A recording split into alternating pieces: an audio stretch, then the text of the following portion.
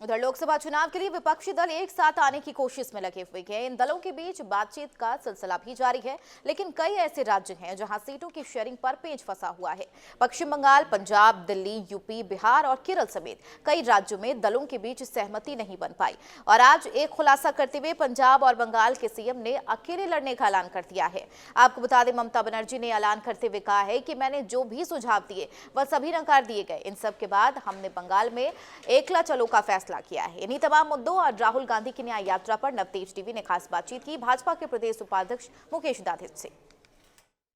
लोकसभा चुनाव की आचार संहिता अब से कुछ ही दिनों में लगने वाली है और जाहिर सी बात है, लोकसभा चुनाव में बीजेपी के खिलाफ एक इंडिया गठबंधन बना था। बड़ी बड़ी बातें की जा रही थी, लेकिन जैसे जैसे चुनाव की तारीखें नज़दीक आने वाली हैं, वैसे वैसे इस गठबंधन में टूट दिखाई दे रही है।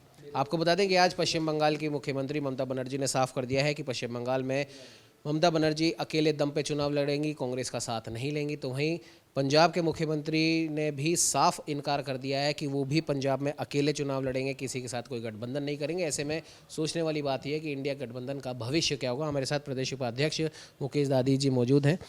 सर, जिस प्रकार से लगातार इन बड़े नेताओं के जो कि इंडिया गठबंधन में शामिल हुए थे, अब उनके सुर बदलते नज़र आ रहे हैं।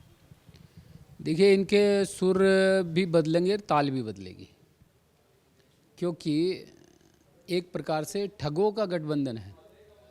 अब कौन किसको ठग ले, इसकी प्लानिंग करके वो घर से निकलते हैं, और जब वो ठगने की प्लानिंग फेल हो जाती हैं तो फिर मूर्छित हो गए, या तो वहीं रह जाते हैं या फिर वो कोई न कोई बयान बहादुर बन जाते हैं। मुझे लगता है कि चूँकि स्वाभाविक रूप से कोई इनका अलाइनमेंट एक नहीं है, न कोई नीति है, न कोई नीयत है, न कोई नेता है, और केवल एक प्रकार से कैसे देश की जनता को गुमराह किया जा सके, उसके काम में वो लोग लगे। और मुझे लगता है कि उनको सफलता कहीं दूर दूर तक नज़र नहीं आ रही, इसलिए ये ठगों का गठबंधन अब फेल होने वाला है।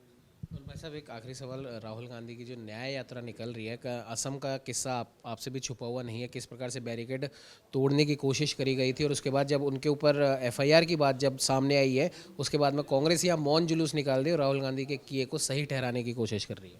देखिए, मैं लगता हूँ कि ये बिना दूल्हे की बारात है, और जब बिना दूल्हे की बारात होती है तो उसमें उन बारातियों की हालत वैसी होती है कि जैसे अब किसके घर तोरण मारना है। तो मुझे लगता है कि इस समय कांग्रेस की हालत भी वैसी ही है।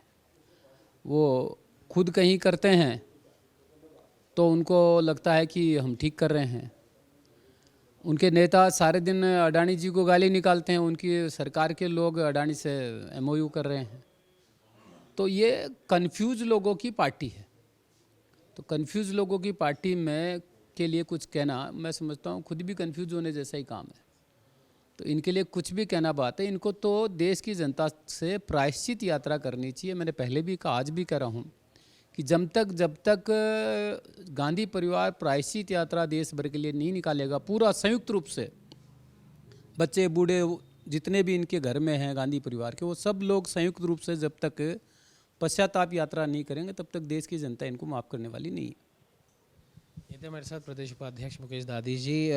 इंडिया गठबंधन में जो टूट दिखाई दे रही है, उस पर इनका साफ तौर पर कहना है कि इनके आने वाले समय में सुर भी बदलेंगे, ताल भी बदलेंगे, और ये गठबंधन कहीं का नहीं रहने वाला। तो वहीं राहुल गांधी की न्याय यात्रा में असम में हुए बवाल पर इन्होंने कहा कि कांग्रेस पार्टी बिना दूल्हे की बारात है, किसके घर पर कहाँ तोरण मारना है ये कांग्रेस पार्टी को नहीं पता। कन्फ्यूजन भारी पार्टी के अंदर है। अब देखने वाली बात यह है कि आने वाले लोकसभा चुनावों में क्या कुछ ये न्याय यात्रा असर दिखा पाएगी, और इंडिया गठबंधन का क्या भविष्य होगा, ये तो खैर आने वाले समय में ही पता पड़ेगा। सहयोगी कैमरामैन अजय के साथ उमंग माथुर, नवतेज टीवी, जयपुर।